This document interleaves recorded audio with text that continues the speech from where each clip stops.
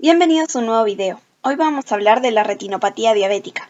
Pero antes de adentrarnos propiamente en esta patología, vamos a describir un poquito cómo es que se irriga la retina.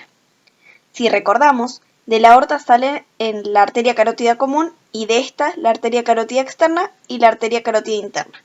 Y de esta última nace la arteria oftálmica, de la que va a salir la arteria central de la retina, que tras nacer de la arteria oftálmica discurre por debajo del nervio óptico y por dentro de su vaina dural hacia el globo ocular. A continuación esta arteria se divide formando las arteriolas retinianas. Luego los vasos se van a tornar cada vez más pequeñitos formando los capilares retinianos que irrigan los 2/3 internos de la retina, gracias a una red o plexo capilar interno que se localiza en la capa de células ganglionares y a un plexo externo que se sitúa en la capa nuclear interna. Por otra parte, el tercio externo de la retina, sobre todo la parte de los segmentos externos de los conos y los bastones, es abastecido por la coriocapilar, que es una capa de la coroides que también es un tejido muy vascularizado situado entre la retina y la esclerótica. De los capilares se recoge la sangre hacia vénulas pequeñas, luego hacia vénulas más grandes que se juntan para formar venas, que discurren posteriormente hacia la vena central de la retina. Toda esta intro de irrigación es necesaria porque la retinopatía diabética que vamos a ver a continuación está en relación con el daño de los vasos retinianos.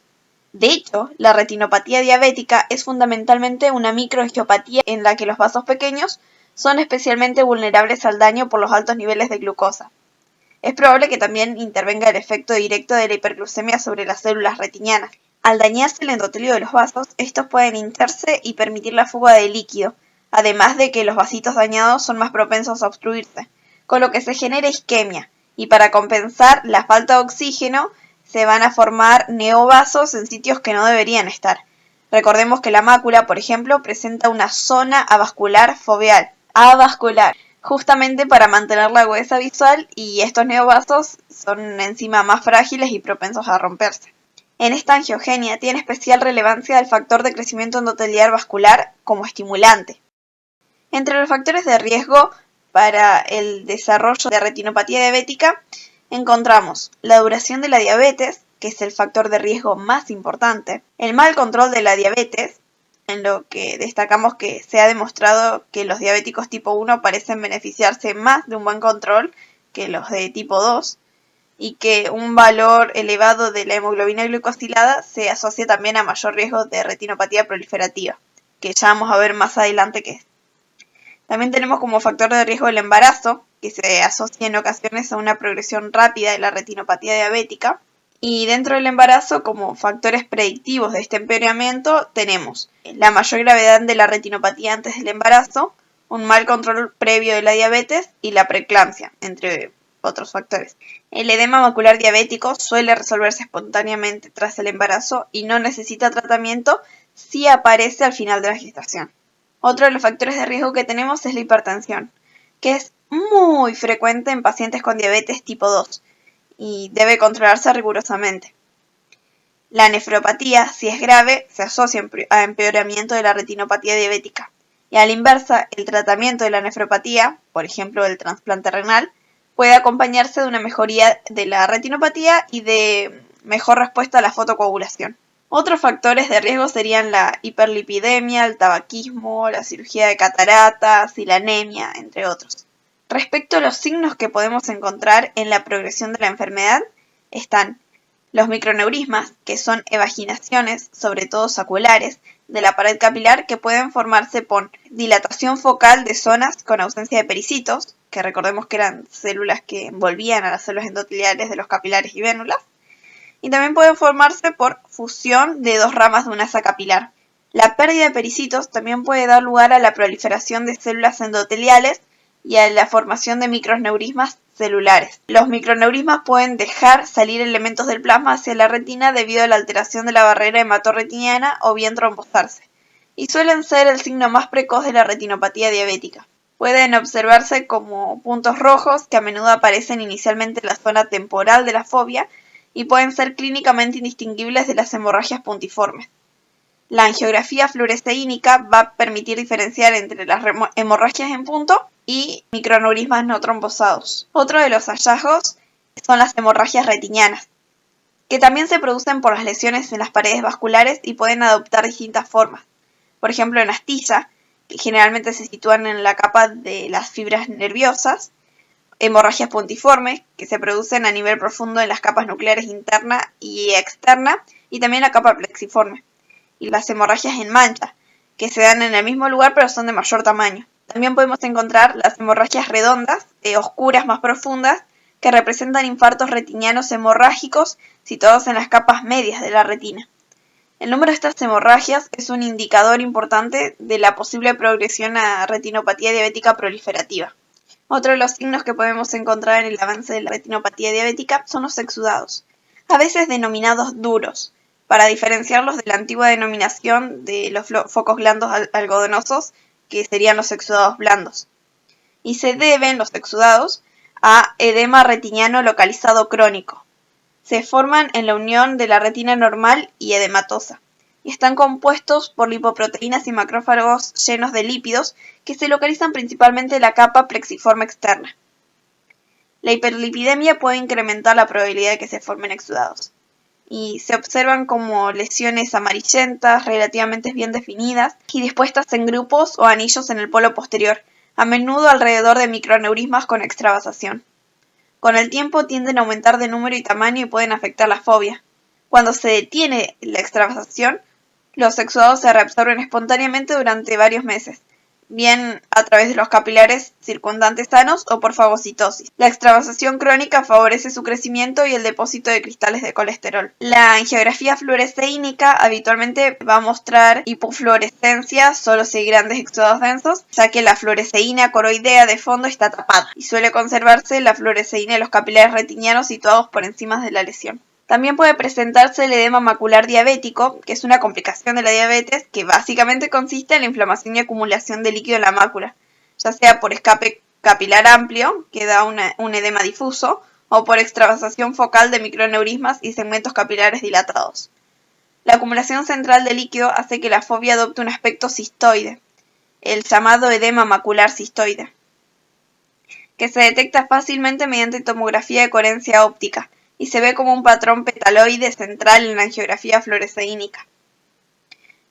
También podemos encontrar una maculopatía isquémica, en la que la mácula se observa o parece estar relativamente normal a pesar de la disminución de la agudeza visual.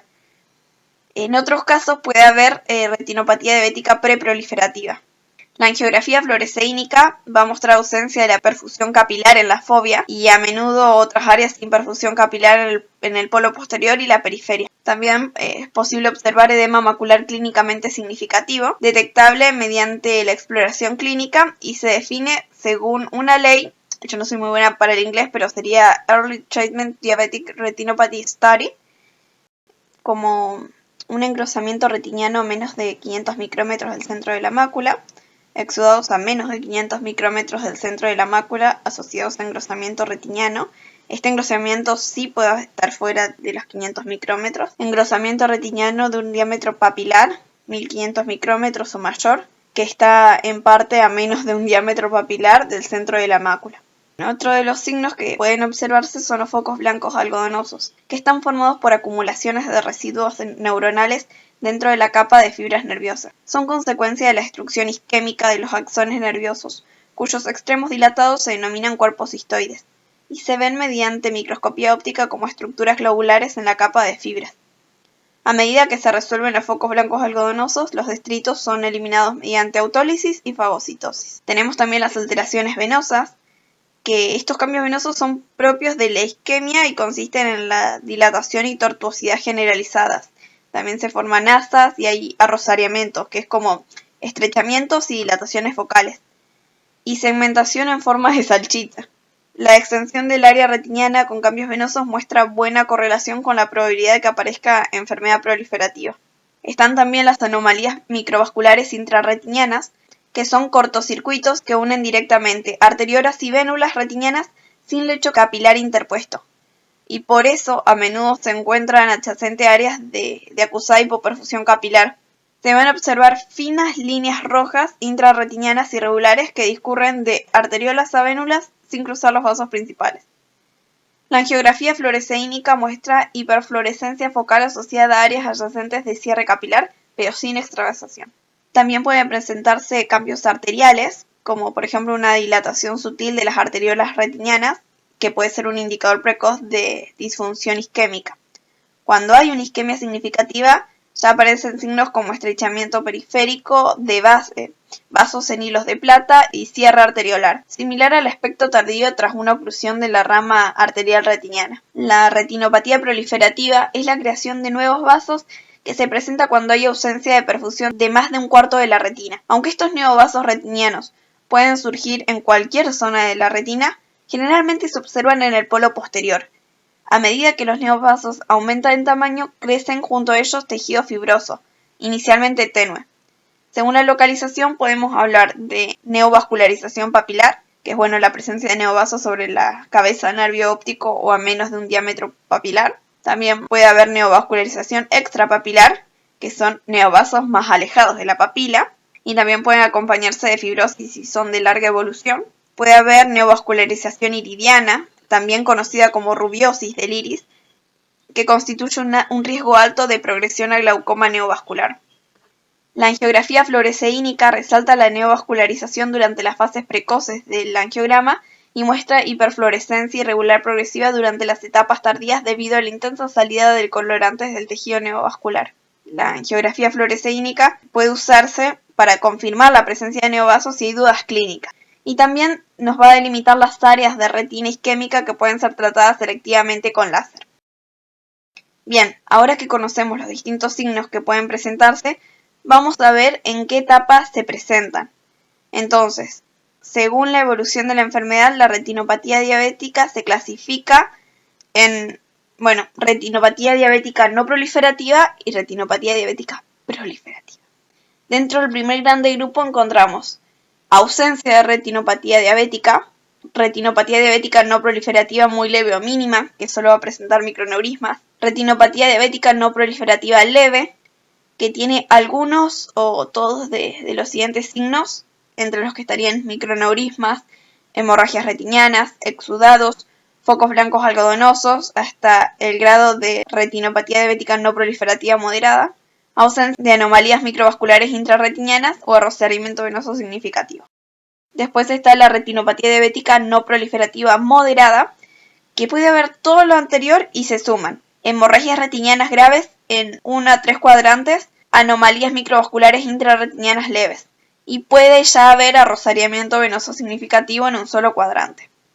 La siguiente etapa es la retinopatía diabética no proliferativa grave, en donde puede observarse la regla 421 con alguno de los siguientes criterios: hemorragias graves en los 4 cuadrantes, arrociamiento venoso significativo en 2 o más cuadrantes y anomalías microvasculares intrarretinianas moderadas en 1 o más cuadrantes. Después tenemos la retinopatía diabética proliferativa muy grave, que tiene 2 o más criterios de la retinopatía diabética proliferativa grave, y luego ya se pasa a lo que es la retinopatía diabética proliferativa. Dentro de esta encontramos la retinopatía diabética proliferativa leve o moderada, que puede presentar neovasos en la papila o neovasos extrapapilares menor de 1/3 papilar. Luego está la retinopatía diabética de alto grado, en la que se observa neovascularización retiniano-papilar, 1/3 del área papilar, o neovascularización extrapapilar mayor de la mitad del área papilar con hemorragia vítrea.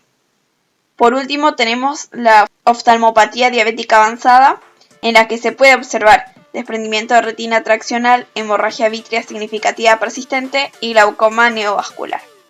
Gracias por acompañarnos en esta primera entrega de retinopatía diabética. Estén atentos porque se viene una segunda. Si les gustó este video, le invito a compartirlo, a darle like y a suscribirse a nuestro canal. Nos vemos en un próximo video. ¡Chao!